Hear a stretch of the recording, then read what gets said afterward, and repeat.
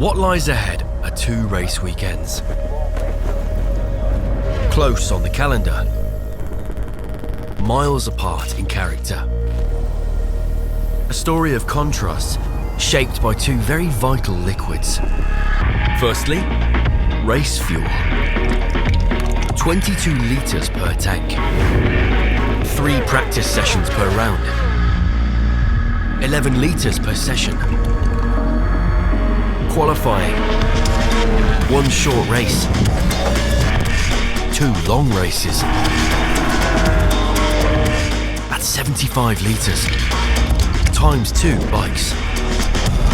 The other, less obvious but equally important liquid is water.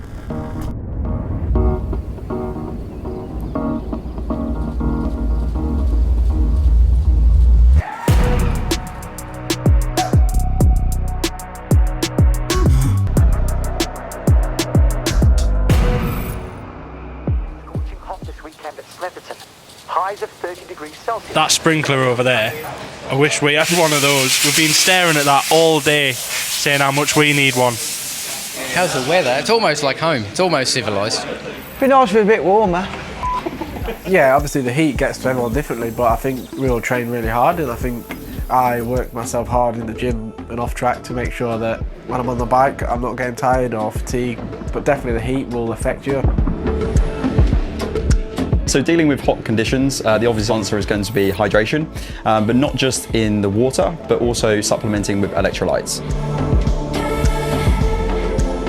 I think the only thing you can do, which is super obvious, is hydration. I mean, and not just water. Water's not got anything in it, you know, apart from, you know, water. I don't know what water is, but you know, when you're sweating out more than just water. So you've got to take electrolytes and things like that to make up for the losses. But general hydration is sort of like the obvious one that is the most important during days that are hot like that.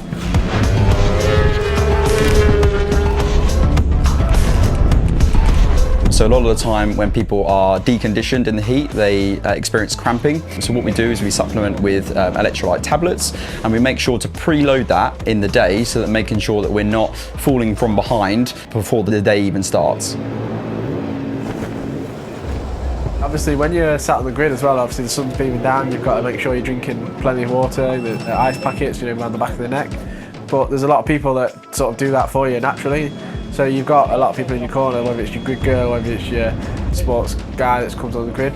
It's almost weird because we're just getting that sort of thrown at us, but also them guys are probably sweating just as much as we are. You know, the mechanics have got to work hard, and everyone on the team's got to keep cool and keep themselves hydrated as well as us riders, but we just take it for granted that we've got someone doing it for us.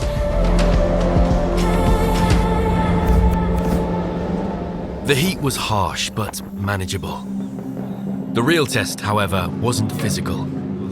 It was mechanical. With no Snetterton test laps to lean on, gearing became the puzzle. Ratios, revs, refinement.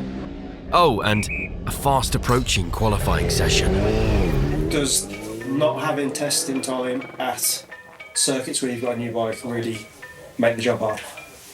Yes.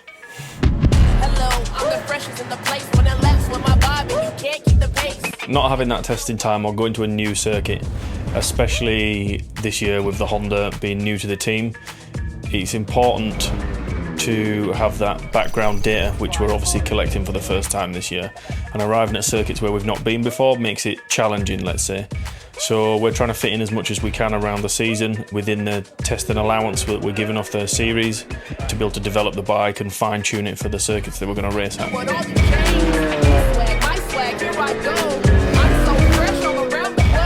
Testing beforehand at any of the circuits we're going to race at becomes pivotal in that you go out, you ride around and you refine the bike obviously, but the first thing you do is make sure the gearing matches the track. I think Snetterton, there isn't actually a gearing option for our bike that suits Snetterton well.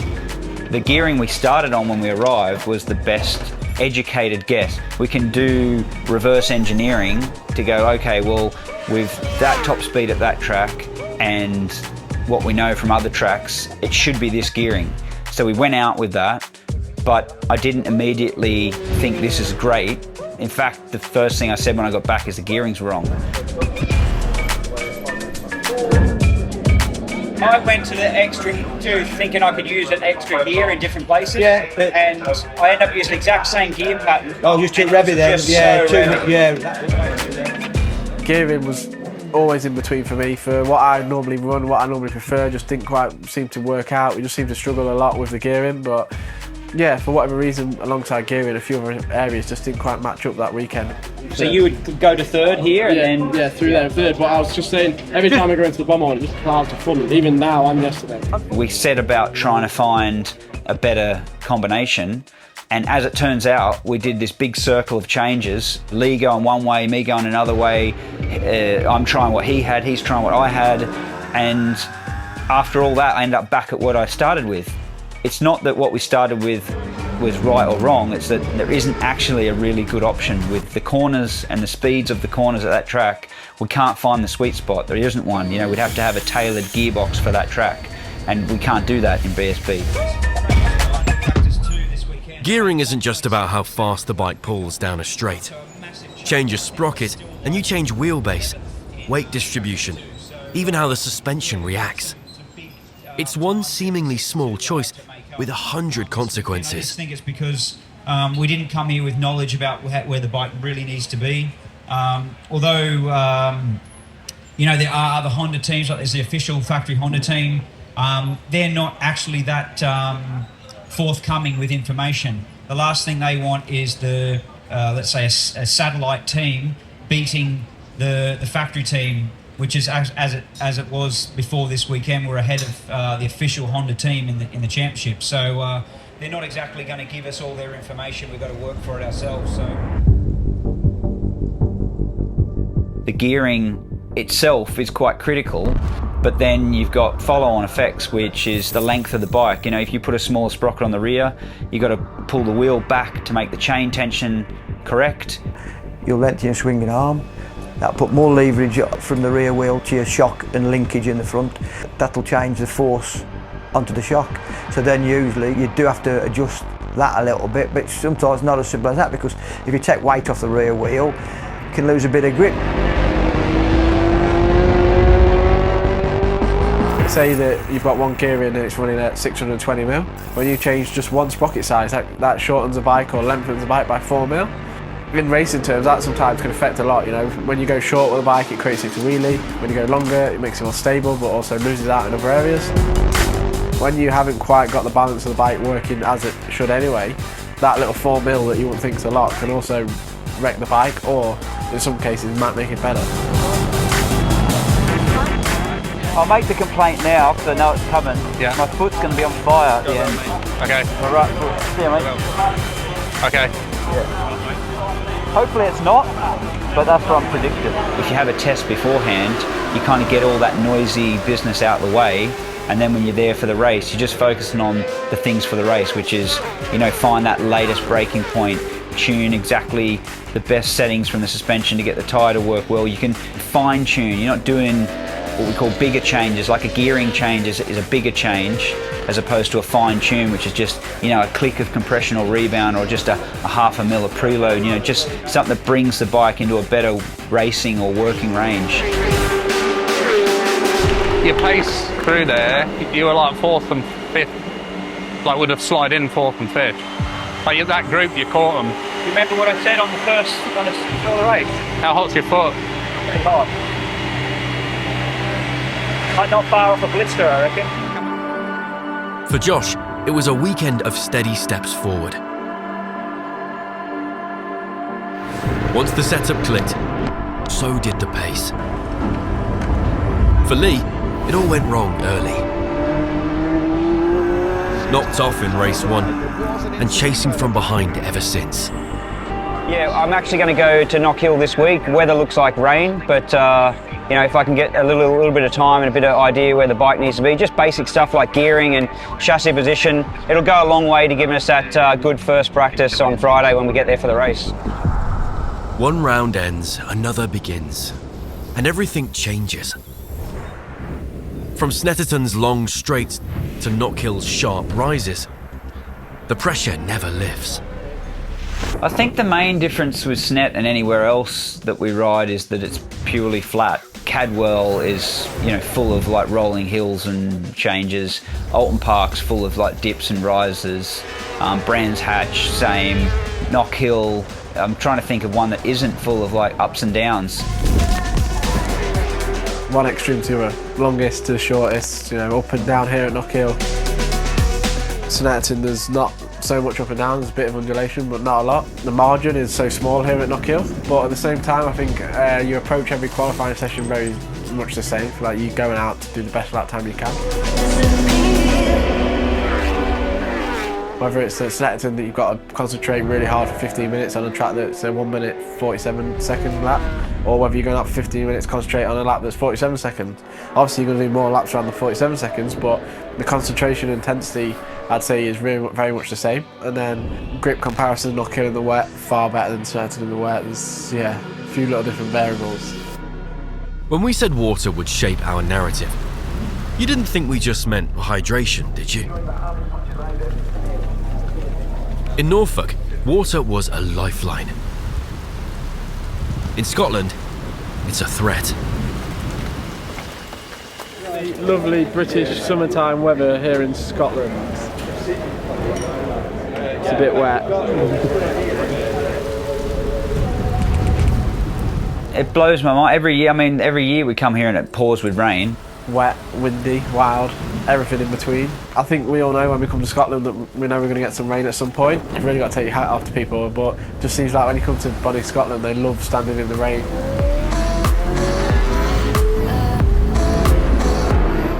I'm amazed every year how many people continue to drive in the morning whilst it's raining and continue to stay all day whilst it's raining and stand in the rain in a lineup so that they can get a photograph and stand in the rain at the side of the track to watch us all go around. I don't get it. I mean, surely there's a more pleasant place to be when it's this wet.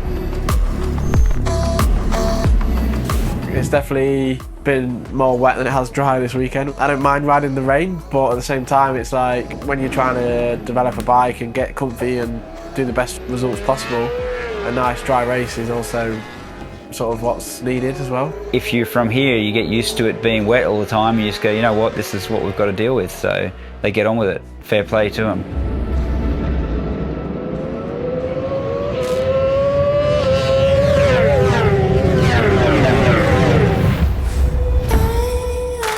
The opening practice was fully wet, then the second practice was even wetter, and then FP3 was fully dry, qualifying was completely dry, race 1 was completely dry, and then the next and final 2 races of the day were completely wet. Where was it wettest? It was really wet at turn 1 and 2, yeah. And then went across the left-hand curve and it was like, whoa. Oh yeah, well, keep well away from the curve.